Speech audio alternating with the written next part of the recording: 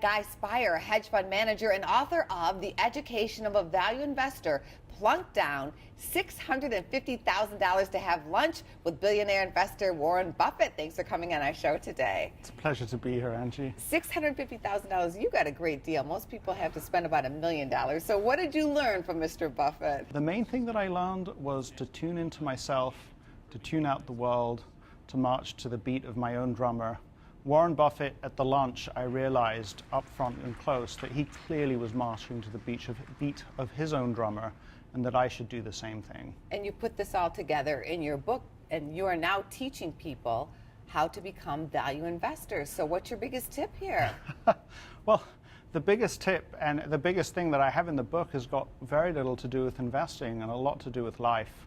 And I think that the journey that I started off on, I felt like it was all about buying cheap stocks.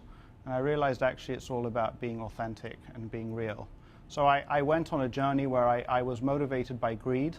And what I came out with was a better understanding of why greed is not the most important thing. The accumulation of wealth is not the most important thing. Give me an example. What is an authentic investment to you?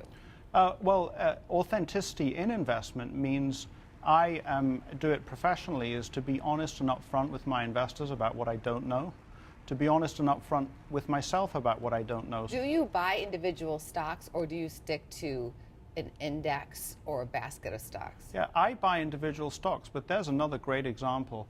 If an investor just indexes, uses an index, they can do extraordinarily well. That's an example of saying, you know what, I don't know enough about this, and so I'm going to index. Whereas there may be some people who fool themselves into thinking that they know more, and then they can get into trouble. So that is another example of where being real with ourselves, being honest, is actually being honest about our own shortcomings.